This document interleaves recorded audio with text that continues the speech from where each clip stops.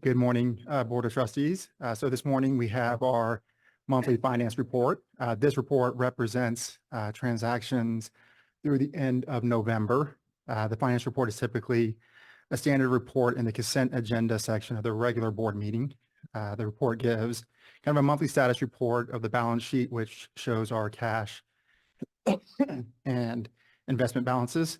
Then also month-to-date and year-to-date revenue and expense reports compared to the estimated annual revenue and expenditures adopted during the budgeting process.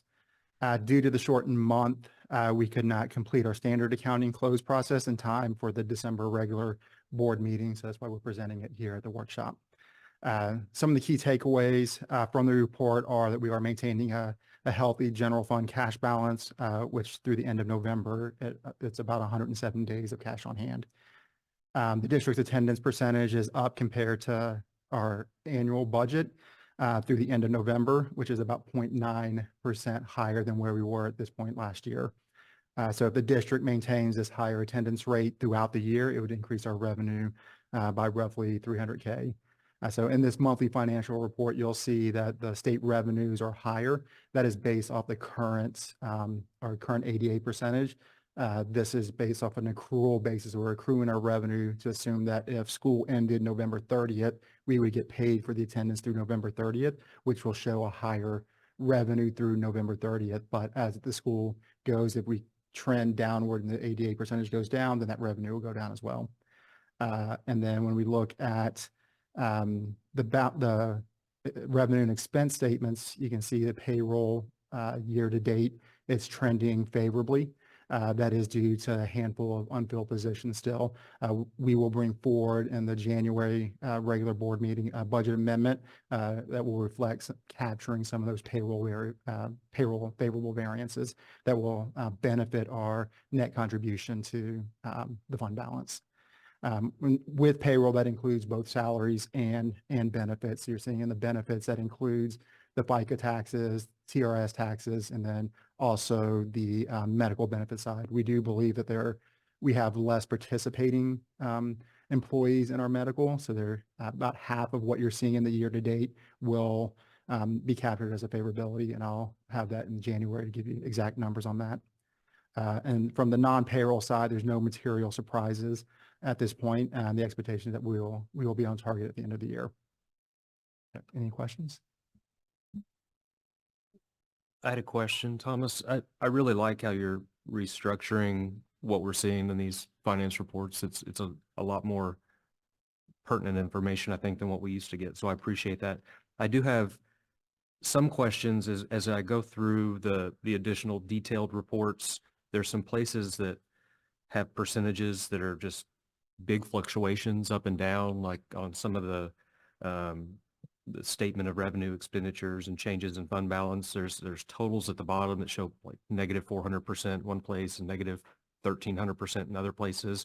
And I guess at some point today, doesn't have to be today, but I'd like to better understand what that means. And then maybe beyond that, just understanding as you're putting these reports together, highlighting for us which places you look at each month to tell you when things are positive or negative or things that are outliers that can easily be ignored. So that I like the format, but I think I need to better understand it and know which places are key to look at. Yep, absolutely. I can do that, starting with the December close.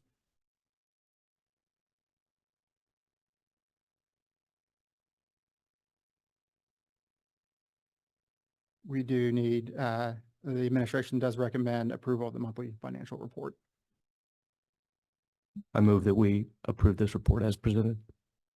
Second. So moved, Jason James. Second, Mark Wheelis. All in favor? Aye. Opposed? Thank you. All right. Item 7, consider an act on the capital planning committee update. Ms. Cordell. Good morning. Actually, Kyle Percival will be presenting some information on a capital planning process update. You'll recall that we paused this process briefly. The committee had come back together in the spring and met a couple times, and then because of some legislative changes, we felt like we did not have all the information that we needed for the committee's time to be used productively. But we are ready and excited about re-engaging with our stakeholders on this topic. Forgive me if I let go of the push to talk button. Good morning and happy morning for our to kick off the spring with our board workshops. So thank you guys for being here in the morning. I know that that's a shift from the fall, but we appreciate the flexibility. So Lovejoy's Capital Planning Committee. If you guys remember, we assembled a committee, the district did back in the spring, and there were 2 meetings that happened in the month of May to kick that work off. And what we would like to do is to kick that work back off this month so that we can really dig in and continue our work moving forward. So that committee is an advisory stakeholder committee that's formed by the Board of Trustees and district leadership. The purpose of the Capital Planning Committee is to develop a clear vision of the Lovejoy's physical learning environments and capital assets that include capital planning priorities, timeline, and financial implications. The Capital Planning Committee will study district capital needs and recommend priorities for a possible future bond election. This could include items such as facilities, fleet, technology infrastructure, furniture, fixtures, equipment, and other areas identified. Lovejoy's Capital Planning Committee will provide input to the district in support of the district's strategic goals and those associated short and long-range capital needs. The Capital Planning Committee will strategically balance the district's identified capital needs and long-term financial decision-making in order to achieve Lovejoy's mission and commitment to the Lovejoy experience. And with that, I'm going to get us to, Roderick, could I just scroll on down for the presentation? Oh, there we go.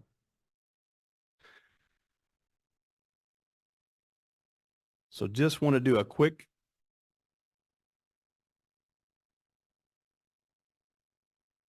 Thank you. If these are just a review, Superintendent Cordell back in November had presented the district priorities and underlined that bottom priority number 4 that coincides with the work that this committee will kick off this month, which is strategy number 4 for the strategically planning for the safety and security of students and staff, financial sustainability, and effective operations of the district. So we're going to just briefly kind of touch on the what, the why, and the how for this work. And our purpose, or the why, is going to be to develop a clear vision for Lovejoy's physical learning environments and capital assets, including capital planning priorities, timeline, and financial implications, like we talked about earlier in the presentation. The process, or the how, the committee is going to study district capital needs. We'll analyze data, collect feedback, we'll research best practice, consider current industry standards and systems for our system life cycles, which will include like our mechanical HVAC systems, all of the different systems that impact our day-to-day function around the district. This could include items such as facilities, fleet, technology devices and infrastructure, furniture, finishes, fixtures, equipment, and mechanical. And the end result that we're aiming for through this work together is that we identify items and priorities, and that they'll be reflected in a comprehensive plan that will cover short-term, mid-term, and long-term scopes of work, timelines, and anticipated costs. So what we would like to see is we've got a clear plan that not only helps guide us, but we want to engage the district, the committee, the community to help shape where we're going to head as a district, looking again at short-term, medium, and long-term, so that we've got a document that we can go back to that is very comprehensive, and that we review annually, so that if we need to make tweaks along the way, that we can definitely do that. And then just a recap on the moving forward piece. And again, this is something that Superintendent Cordell shared in November. But this is our the different pieces that will be involved throughout that process with school finance, facility assessments that we touched on briefly in May but we'll also continue to dig into that deeper. Looking at demographic trends, we're going to take tours of our facilities along with other facilities in neighboring districts. And then we're going to continue our talk about vision for physical learning environments and making sure that we're staying up with industry standards, capital needs, and then also trying to place priority on those areas that are identified.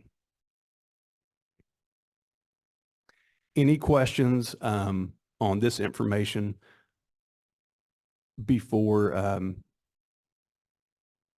ask for your approval of the charter for our planning committee? A step ahead, but I know we had a committee assembled last year. And are we just anticipating using the same people? Have people expressed that are we going to go through a process of, obviously people's situations change. So what's the logistics on making sure we have the right people and enough people and people that are still part of that? That is a great question. So we have already reached out to the committee members and asked those that want to continue to give us an RSVP. And then we also, because we wanted the committee to really adequately represent the community and have enough stakeholders at the table. So if you'll recall, in Lovejoy 2030, we had some groups that were focused on somewhat on these areas. We've invited them as well as our financial sustainability committee members. And we're getting some good RSVPs on that. Ms. Taylor, right now, we have about 55 community members that have replied. That's a great question. And then, of course, we'll have staff who have expertise in these particular areas.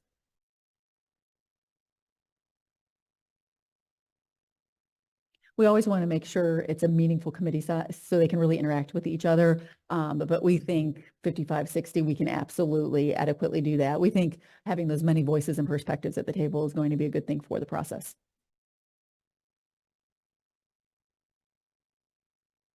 All right, you've heard the information. Good question. Any other questions? If not, would consider a motion. I move to approve the Capital Planning Committee charter. So moved, Jeff Woods, second, Amy Smith. All in favor? Aye. Opposed? Thank you. Thank you. All right, item 8, so human resources update.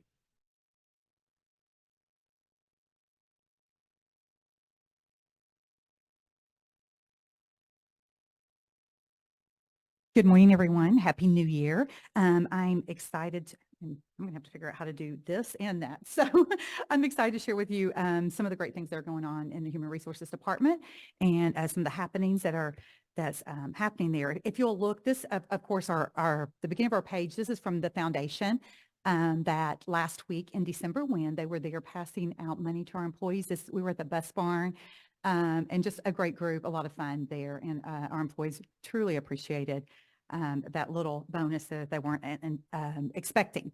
Also on this, you will see since actually, I think I was approved 2 years ago at this meeting, so I'm super excited to be here and some of the things that have happened since then. But you'll see we have added on the Human Resources page and on the website, you'll see a QR code, just trying to make things as we get into the Human Resources Department easier for employees.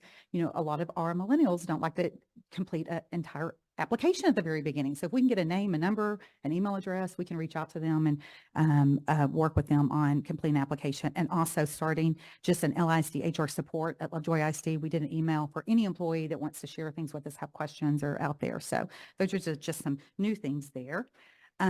Wanted to introduce our team. This is the communications team, human resources team, and then we have our PEAMS coordinator there. And you probably recognize many of these people because I think 5 of them actually live in the community.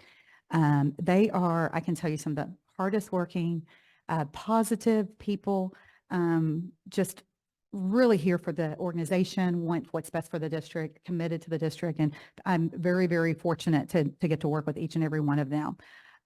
We have, of course, an HR director, 2 generalists, which primarily do onboarding, offboarding, a clerk there, a benefit specialist, communication specialist, which we're going to get into. And then Becky Gournay is our PEAMS coordinator. We use her a lot for staffing. She helps with our Lovejoy scholars, those types of things. And then Chrissy Kloss is the receptionist and admin assistant at the front. I'm sure y'all have met with her. Of course, just like with anything, we start out with those core tenets, what's important to the organization. And Katie has made that clear: learning, collaboration, relationship, fun, results. And we are, it is our job to make sure as soon as we are interviewing, as we are onboarding, that we let people know this is what we believe. These are our beliefs and this is why we're here. And we start that from the very beginning, from our phone calls when we're setting up appointments. We want to start building that relationship, knowing them knowing what's important. We collaborate with them because we want our employees to feel welcomed. We want them to know that they're here for us. And so we start that from the very, very beginning, those core tenets, as they move on through the process. Generally speaking, we have around 538 staff members, between new hires and resignations. We had a couple of retirements in transportation, but that's overall how many professionals, auxiliary, and of course, teachers that we have currently on staff. However, it can change daily.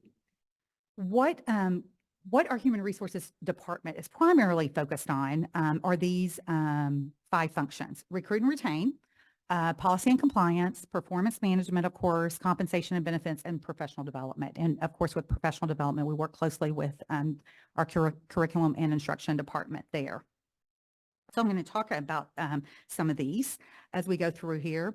When we're talking about recruiting, primarily we do a lot of networking and a lot of referrals. And we feel like because of the reputation of the district, we get a lot of interest level through there from networking and referrals there.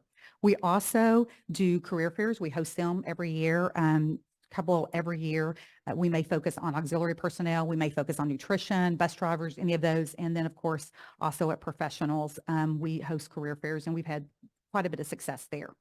We visit colleges. I did a job fair just in December, and we've hired 2 from there, college visits, both from UNT, a special education teacher, and then a teacher at Pester there. So we want to be out there and be seen. And as I said, the reputation is wonderful. This year we will be going to some others. We'll probably Tech, Alabama, some of the other, doing some recruiting college visits there. For some of those hard to fill, we have done referral bonuses in the past when we're looking at custodial. That's not as necessary as it was because we raised the minimum pay to $15. So we're not having to use referral bonuses because remember, some of our employees were making $8 an hour.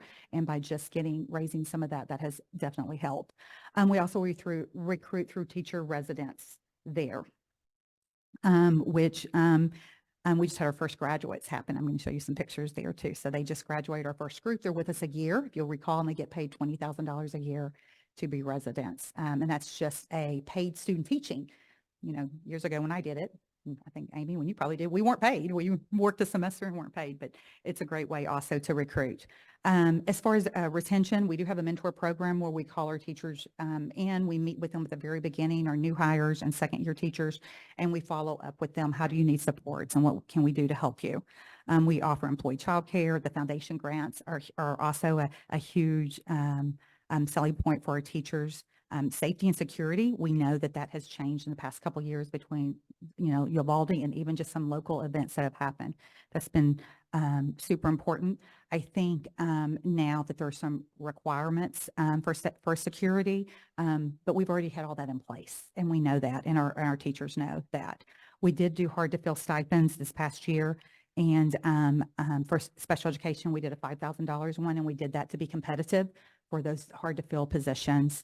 And we also have staff feedback. We also, we have, our staff can comment with us. They can contact us.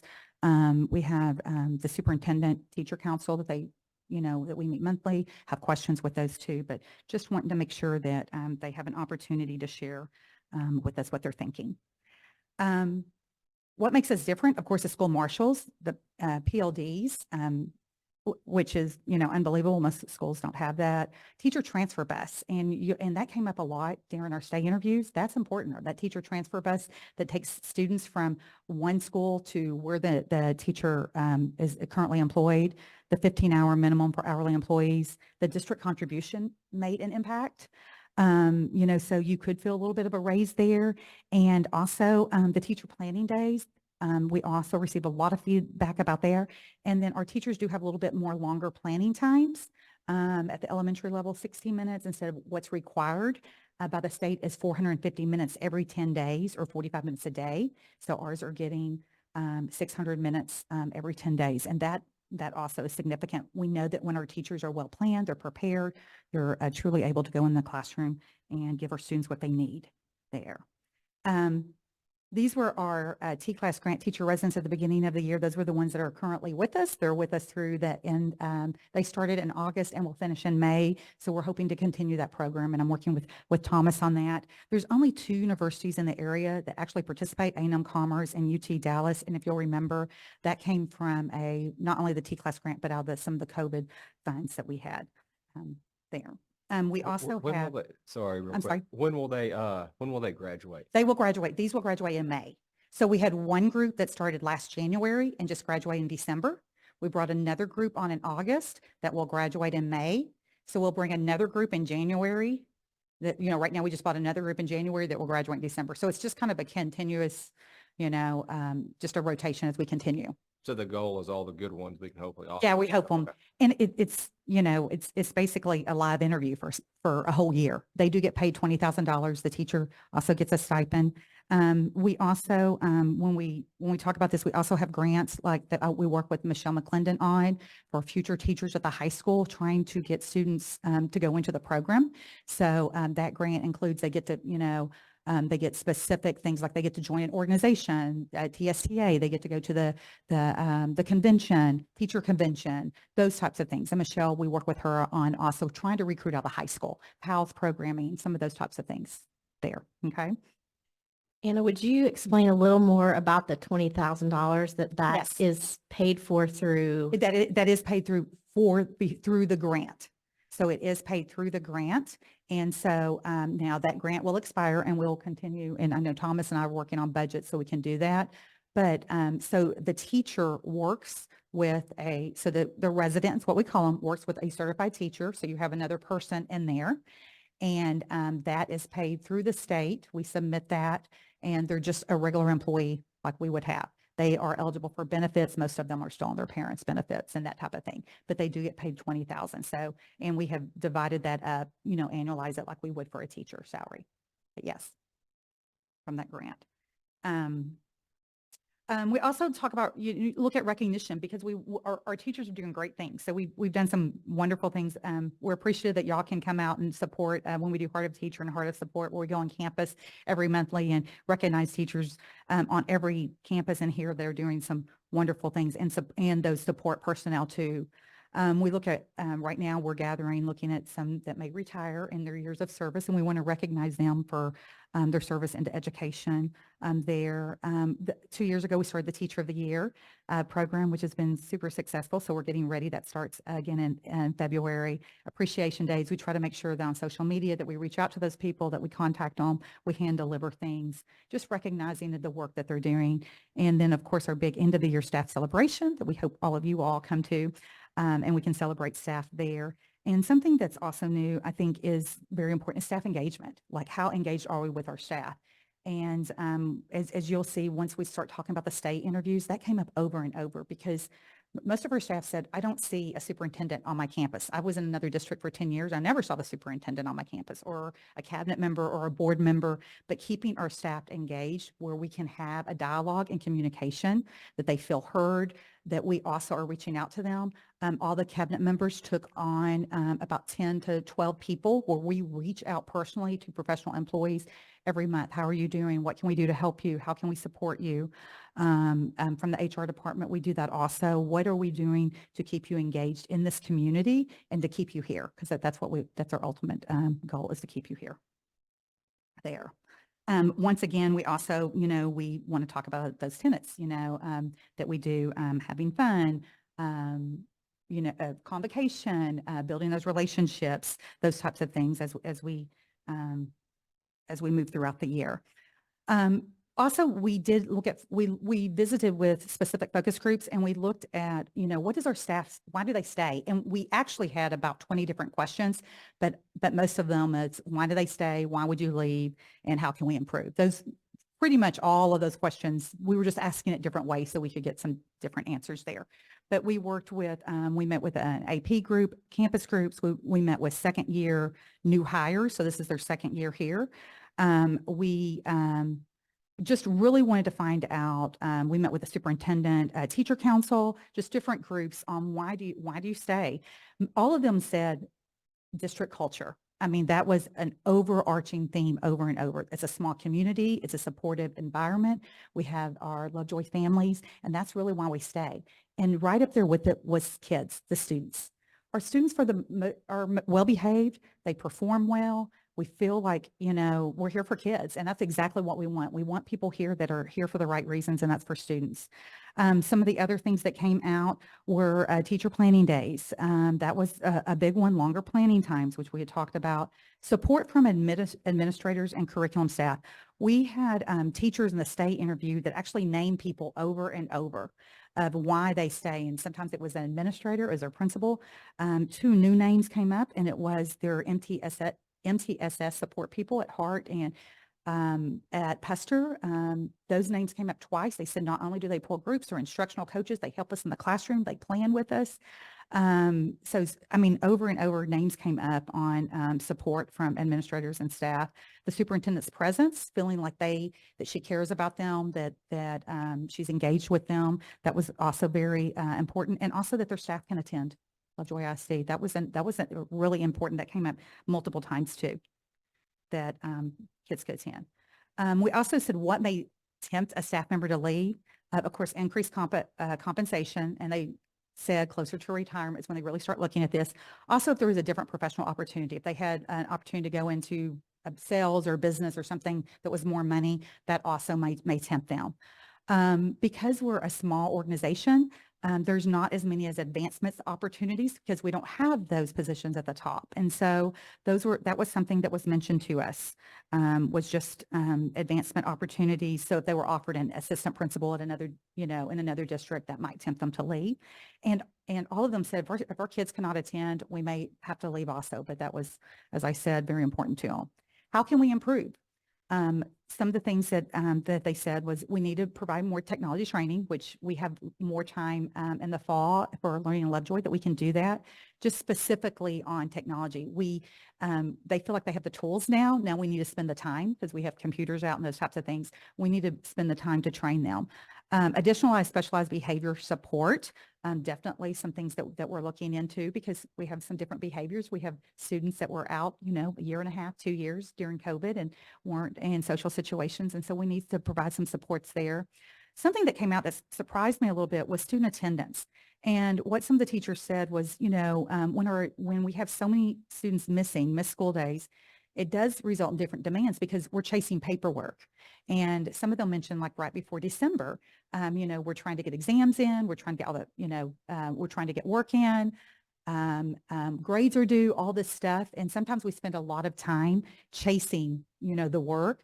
Some of the times it misses and during leopard time, we're trying to get kids caught up instead of working with students that are the most neediest. And so that was something that was somewhat a surprise. And new hire support. And when I talk about new hire support, we want to make sure, and I'm working with Dr. Tinsley on this, we want to make sure that when they walk into a classroom, they know how to get into Google. They know how to get into PowerSchool. They know how to get into all of these different software platforms. And we in HR, we do enough to get them through benefits and those types of things. But now we need to move on to what they're going to need when they enter the classroom.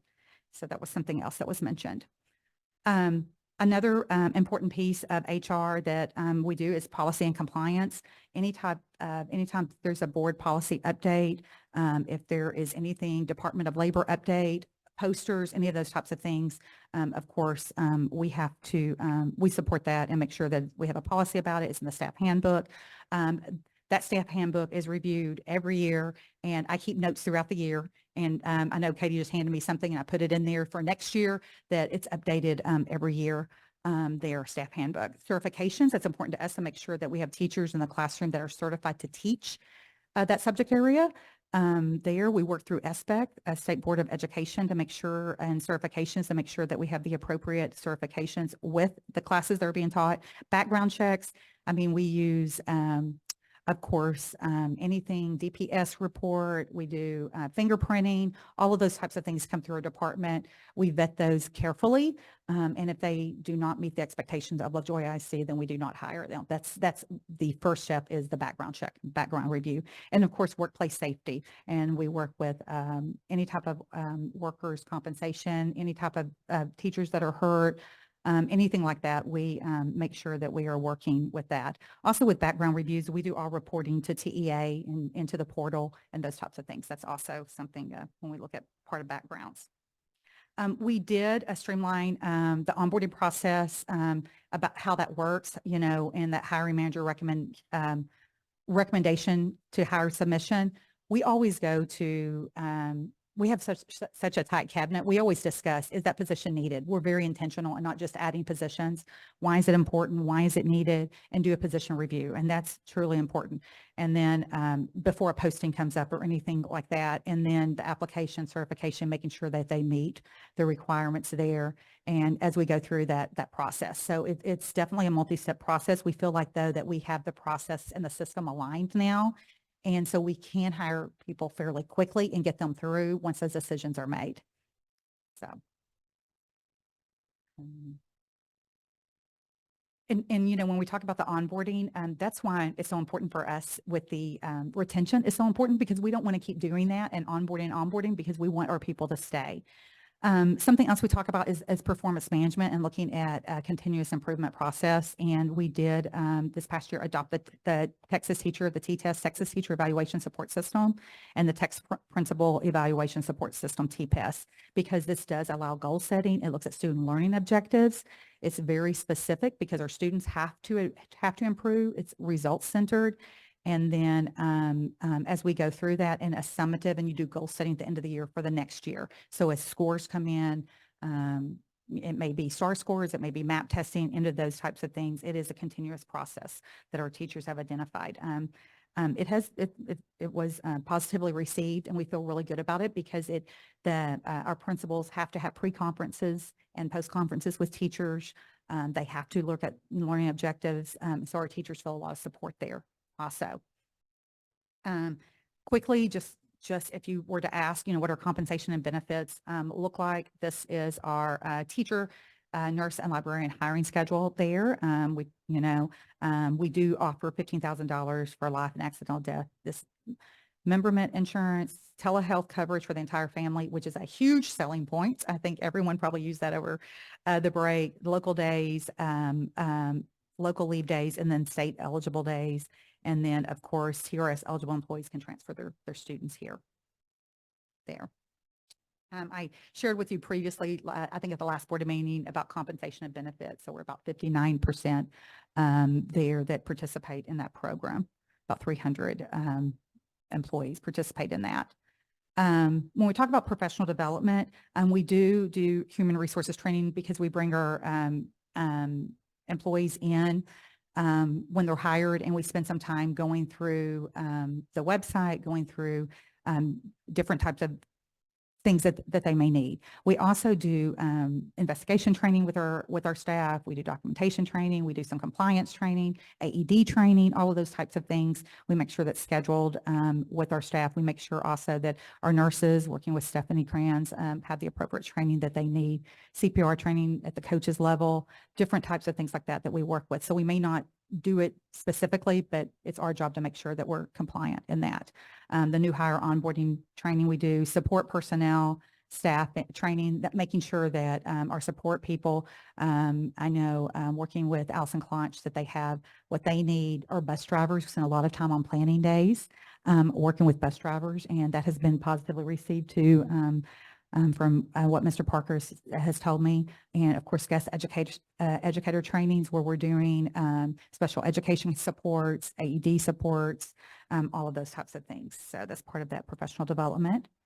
And then, I cannot tell you how important our culture is here in Lovejoy, and just the camaraderie that we have, and how we feel that we're lucky. We're in a great place. And I think that we saw that with those stay interviews with our teachers. And so there's still more to come, and we're still going to work on that continuous improvement cycle and doing what we can to support our teachers. But I'm very happy and very proud to be here. So thank you.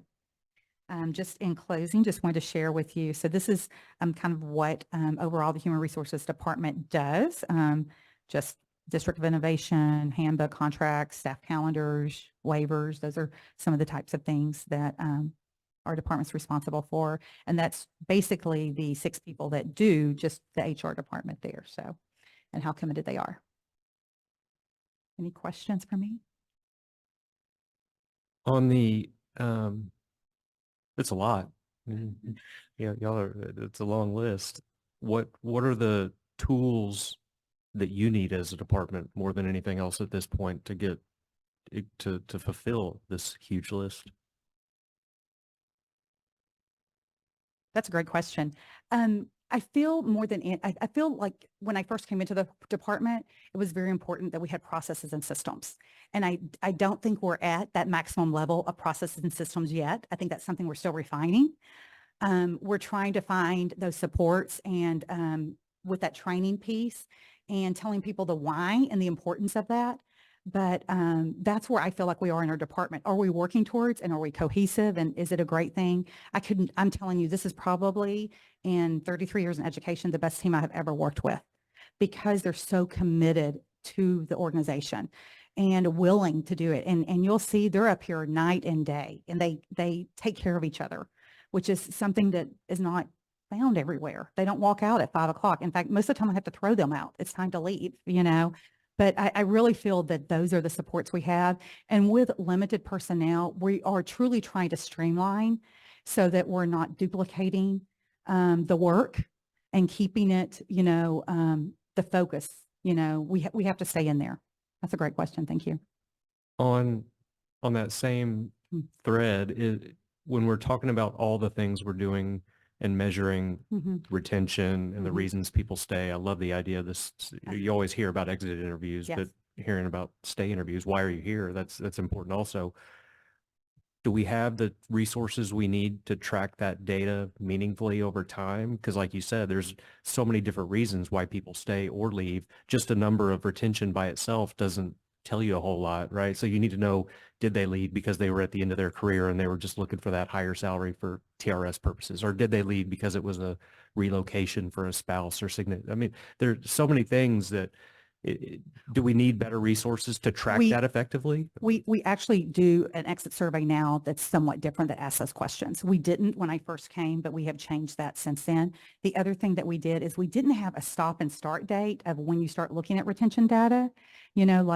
Like for example, I always stop the Friday before the week that school starts. And so, because that changes every year, but just having timelines that you're going to follow and say, okay, this is 1 year. Now we're going to start the second year. So you can look over at that data over and over. But yes, we do now where we can do some surveys there. So, I mean, we're baselining at this point and having better correct. data to measure moving Correct. forward, right? I mean, so looking backwards is not going to give us a very good information. Right. But now we just didn't, but we weren't, I don't think the right questions were maybe being asked. And that was my assumption. But I do want to make sure you have what you need to measure it appropriately moving forward. So, and then the last question I had around compensation, I know we publish our teacher scale baseline, but then there's always explain a little bit about the stipend process and how that works, and if there's a set stipend schedule that's published also alongside that? Yes, when you approve the compensation plan, we have the stipend schedule in there. That is something that we're working with TASB, because they're doing a stipend study this year, so that we can go and look at everyone that participated in the stipend and see what we need to do to either increase, decrease, or, some stipends go away, that they're just naturally. I know years and years ago, we had like specific recycling stipends. Well, now everyone recycles, so that's not a specific stipend that's probably needed. But yes, we published that with the compensation. We also put in there that in our HR on our website, and we put in there what those stipends are and how you can qualify for those. It really depends. There's coaching stipends, there's fine art stipends, depending on, and you look at the time outside the day, because we know those people put in a lot of nights and weekends and those types of things. And so what's difficult is looking at how much time. So that's why I try to rely on the TASB stipends also, that we can not only look at what the expectation here is in Lovejoy, but also across the state. We primarily look at, in our area, region 10s and 11 is usually the data that we gather more than anything. You said 2 years as of this meeting? Yes, 2 years as of this meeting.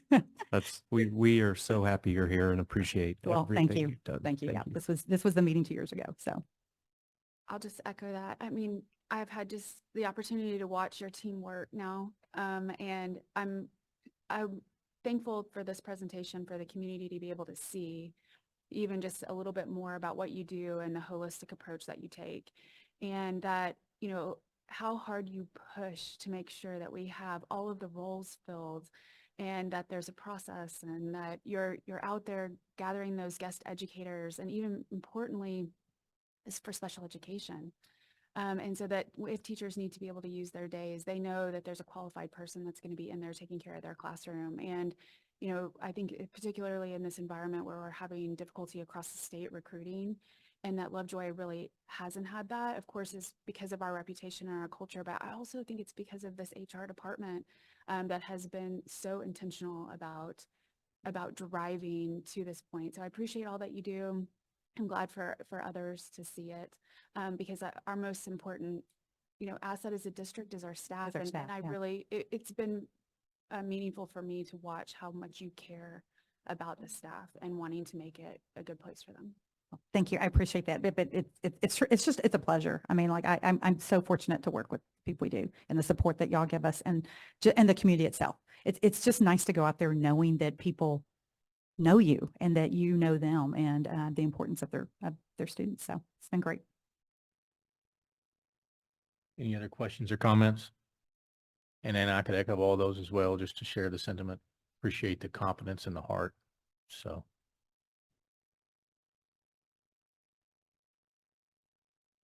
Item 9 is a communications update. Let me push the button here. Yes, I'm going to ask Kim Steiner to come up. I'm going to first introduce you to the communication department. That's Kim Steiner and myself. So, but we're a great team. And so it's fun, isn't it, Kim? It sure is. Anyway, so just to kind of start out, Kim works 22 hours a week, about 6 hours a day, and we definitely tag team. And there are times that I'm very fortunate where I'm in a situation where I can't get it out, but she can, and vice versa. So it's been great. So sometimes it's 6 a.m. and sometimes it's midnight that we're communicating, but it's all good. Of course, the importance for the importance here in Lovejoy for communication is just the engagement, website, social media, newsletters, email communications, district branding, related technology platforms. We basically, I mean, this department is just, there's only 2 of us, but it's a huge department. It's probably one of the most important departments in the district. We just wanted to share some statistics with you.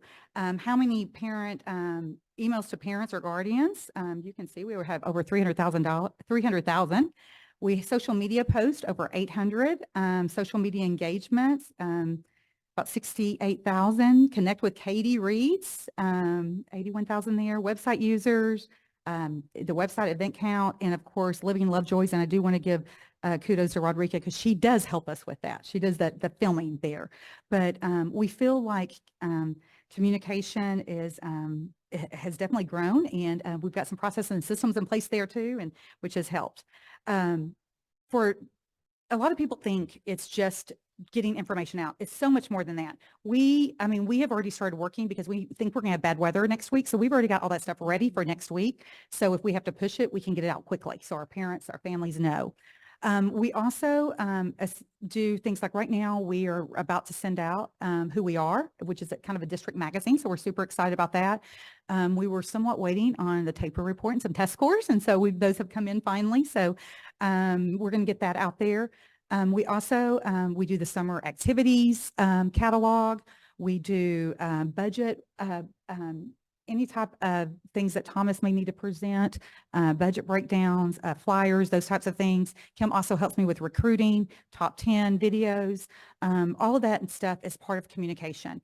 Of course, we also communicate whenever there's something, serious that we need to communicate out. If it's weather, if it's a security breach, if it's someone's hurt, all those types of things that we send directly through Bright Arrow, that information so that our parents are in the know. And anyway, so that's where we are there. And I'm going to let you talk a little bit as we go through the next part of the presentation. Thank you, Anna. Good morning, trustees, and happy Board Appreciation Month.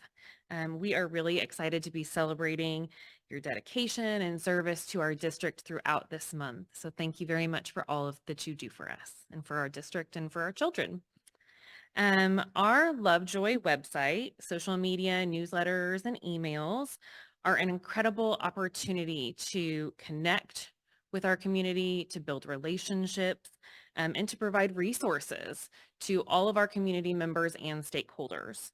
Today, we're going to introduce a potential new website provider called Aptogy and their total communications platform, which they call ThrillShare. So you'll kind of hear me use those names interchangeably, Aptogy and ThrillShare.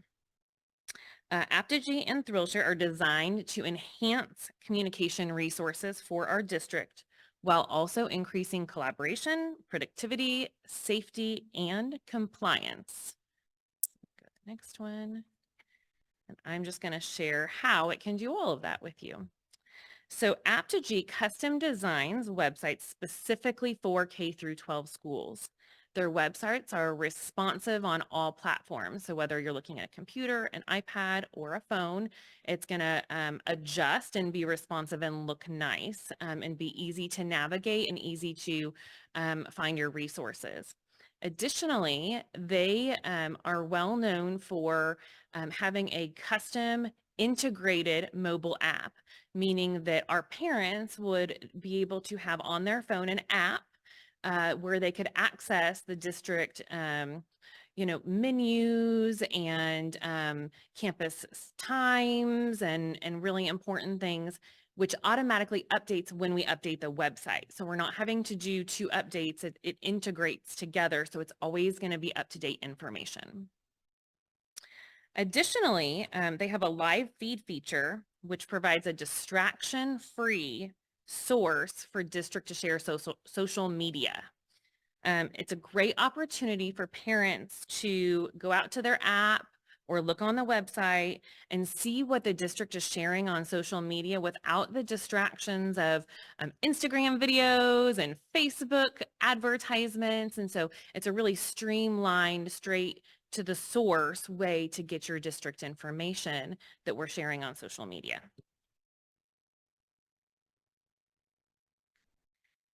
Okay, as a small communications department, we rely on storytellers throughout the district to share social media content and events and things that are happening. This could include coaches, principals, and department leaders. ThrillShare, Aptogy's social media and communications platform, would allow us to increase the number of users that could contribute to our social media content and also increase our control over their permissions and content approval. So to give you an example of what that looks like, our theater director at Lovejoy High School could create a graphic. All of our teachers have access to Canva now, and so they could create a graphic in Canva, and then they could go on to ThrillShare, and they could share that graphic and an invitation to their upcoming play. They could select that they want to share it with Lovejoy High School social media and the Lovejoy ISD district social media. And then that would go to our district social media content approvers like Anna and I. We would hit an approve or deny button, or we could even edit it if we just wanted to make a small tweak. And then it would post to both of those places. So now that helps those storytellers that are out in the district share content just in a, to Anna's point, a more streamlined and productive and efficient way. Another example of how ThrillShare would streamline our processes is that it would save employees time across the district when we're sharing the same graphic in multiple places. So for example, before we went out on winter break, I created a pretty little district offices are going to be closed graphic. Our current process means that I create that and I share that to our district social media. And then I send that graphic to our 5 librarians. They go out on social media and each one of those 5 librarians has to post it individually, which means 6 people are currently posting one graphic across our social media platforms. It's just not a great use of I would prefer that they be able to spend that time, with student-facing activities and streamline that process. So ThrillShare would allow me to go in and select, I want to post this to district social media and all of these other platforms and really make it a more streamlined process. Okay, safety and security. This is a big one for us. Lovejoy currently utilizes 3 separate platforms to manage communications, including emergency communications. ThrillShare has the capability to send an urgent message to voicemail, text, email, social media, and the website all at the same time. This would allow us to share time-sensitive information more quickly with parents and staff members. An example for this, Anna brought up weather, potential weather. If we needed to communicate dismissal information very quickly, if there was going to be severe weather, right now, what happens is Anna and I, if we're both available, we divide and conquer. And she might send an email through Bright Arrow to parents where I get on social media and I'm posting the graphic in the same text. And then we might also put a notification on the website that pops up and tells parents in case they go to the website to check. So those are all 3 different platforms that we're having to log into through separate routes. One person doing it, it's pretty difficult. So it's great when both of us are available. ThrillShare would take all of that into one platform. We could literally go in, type the message, add a graphic, click all of those different avenues, and it would post all at the same time, which means we are able to communicate with our parents and our stakeholders in urgent situations much more quickly and efficiently. Compliance and controls. I am not a technology person, so I'm going to be the first to admit it. But what I do know about our current website is that it is not fully up to par in terms of we would like to increase our ADA compliance. As well as ThrillShare provides data retention and management. So it tracks and saves all of that social media and website postings and things like that should we ever need to go back and look at it. They use Google Analytics 4, which is the newest version. So we can go in and all those statistics that we provided you at the beginning, it tracks all of that stuff for us and can share meaningful information about how to best communicate with our families. Is it through Instagram or Facebook, the website, that sort of thing. And another important one is technology security. ThrillShare functions through single sign-on, so like being able to sign on to your laptop. It uses that same single sign-on control, so if an employee leaves the district, when they lose access to their computer, they also lose access to the website and social media immediately at the same time, which right now, since we have so many different platforms, is not an immediate.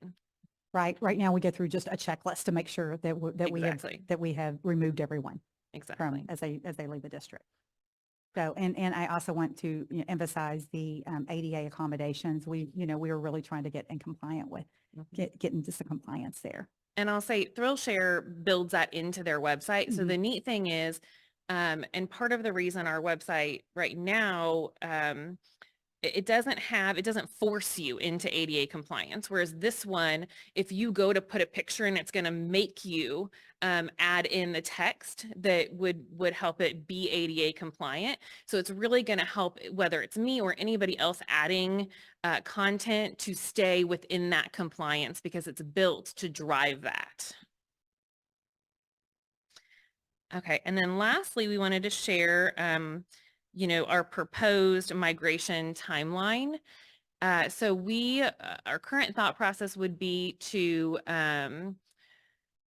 start the migration working with Apogee during this spring semester and then launch the website in the early summer. So we don't want to be disruptive to parents and students and graduates at the end of the school year. We want to wait until after graduation, and then probably our goal would be near the beginning of June to sort of flip that switch and turn it on, which would allow us the summer to just make sure if there are any tweaks that need to be made, as well as provide training to teachers and key staff members that are identified as users for either the website or social media. And we have some opportunity we've discussed, like learning in Lovejoy would be a great opportunity to identify specific users, especially those that are on campus, and utilize some time to train them so that they are efficient and really understand the new process for this. Some of the reviews that we've gotten have been super positive. They said their customer service is unbelievable. I know Kim and I actually have been working on this for a year. I mean, we've been meeting with different website companies and looking at different school districts, what they use, trying to determine what we like, what we don't like, what is needed here. But their response time was really quickly, and we were pretty impressive. Is really impressive. We have brought John Corbin on it also, so he can tell us, because it's definitely going to need some technology support there.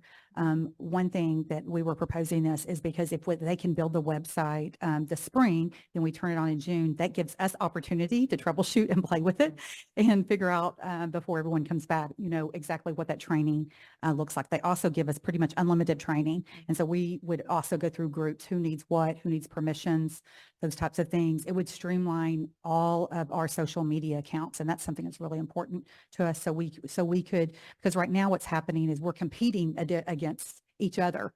So when we post something, and someone else posts from another account, it's basically, they may not see ours because they're seeing the other account. So which we didn't realize until we started looking at the analytics of it. But it does make sense there. Something that, and I'm sure the cost of it. So we did work with them, and we tried to work a deal because just to, at first, when we first started this, to change our website, it was going to be over $12,000. And so, however, most people do that during the summer. And we said, what if we started earlier, but we don't turn it on? Could we propose that? And they would discount it by 50%. So that was going to cost, I think, let's see, $6,250, I believe, just to update ours, ADA compliance, all those types of things. Very much more integrated. And then it would cost around $20,000 a year, but we would have, immediate access to that. And so every year we would do that. We're going to ask y'all to consider and act on this at the June 22nd board meeting. We are proposing using bond funds for this, and then we could get the discount for the contract, so it's not raised. So that would be for 3 years, about $66,000. Would the 20,000 start for next year, since the first spring it'd be working on implementation?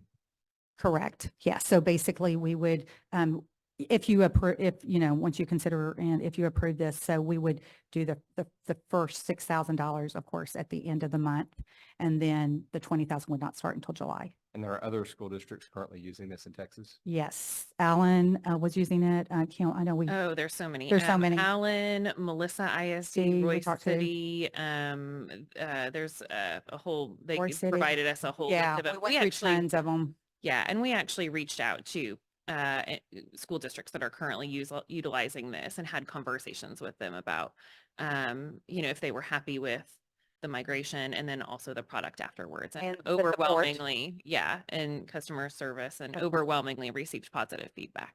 Right. And as I said, this is something that we've been working on for quite some time, and just providing input just through organizations and what they recommend, and, so it's been a process. Said you need approval when? We're going to ask for you consider an act at the June 22nd. I'm sorry, January. Sorry. January. You need it sooner? No, It's not a real hard January. decision. January, not in June, in January. End of the I month. have a couple of comments and just want to say my couple thoughts. Casey and I attended a conference where the Sandy Hook mother presented on the day of that event. And what's coming to my mind when I hear this, I'm going to cry. The trauma that happened that day came from communication and lack thereof. And having a streamlined system of this makes me really happy because Casey, if you remember, she said the trauma, and then still parents within midnight didn't know where their child was, and to relive the trauma over and over. So for us to have a platform that can immediately communicate and not rely on one person, but it can be a system, is imperative. Also, thinking of the cost, I think of it as a personnel. If you hired people in a communications department of 2, that cost is a fraction of what we would be paying for Right.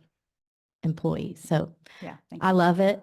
Okay, thanks, It Amy. makes me happy, not only on just to sell good, Mhm.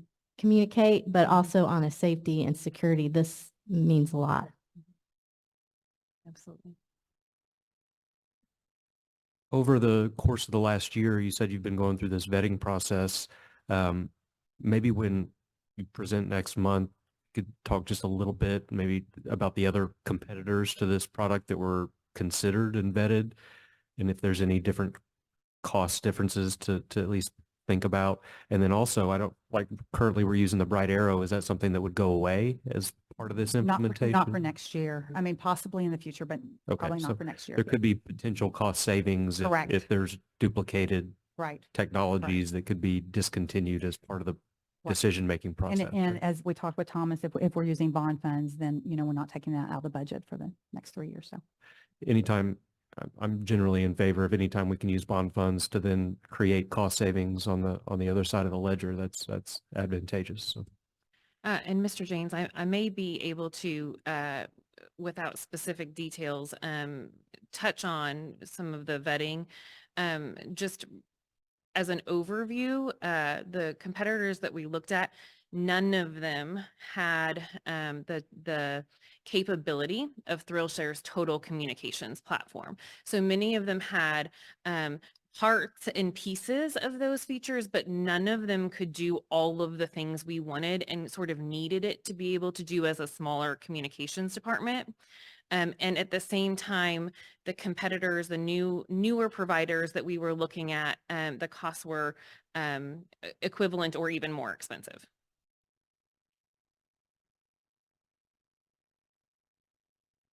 All right, thank you very much. Moving on to item 10, Ms. Cordell. Yes, absolutely. Borrow that. We wanted to remind our community that it is School Board Appreciation Month, and thank you as Board of Trustees, as community leaders and volunteers. Your governance makes a huge difference in our school district, and we appreciate the sacrifices you make and your family makes as well. We're excited that our campuses have adopted you to celebrate and engage with you and the work they're doing. And we are looking forward to the January 22nd board meeting where we will have our visual arts team here again and visual arts students to celebrate you properly. But just wanted to stop, pause, and make sure we were recognizing the important role that you play in our district and in our community. All right, thank you very much for that. Item 11 is announcements, and just one quick note to the community. We have not hired a head football coach yet or an AD. We are in the process. That process has not opened up yet. It probably will soon. I can't tell you the timeline because we're waiting on other things. Do want to congratulate Coach Ross on his opportunity to go and be the assistant head coach at SFA. One thing I would tell you is that we would encourage, as a board, encourage the community to be patient with what we're doing. We are going to make an exceptional hire, and I'm 100% confident in that. I would ask you to spend your time supporting our athletes and our existing coaches. In times of uncertainty, they need that. And I'd also ask you to maintain confidence with what you're doing and or hearing, because what we don't want is parents scaring away prospective candidates that might want to apply here, but if they can't trust the confidence of the process, they may not be willing to do that. So probably less is more. We've got this. Katie is going to be interviewing those coaches and making that decision, and we'll support her as needed through the process. So I'm happy about where we're at and what we're doing. I think it's an opportunity for us to step forward, but we need patience with that process because it's going to be as deliberate as it needs to be to get the best possible outcome we can get for our district and our kids. So with that, no other announcements, we would be adjourned.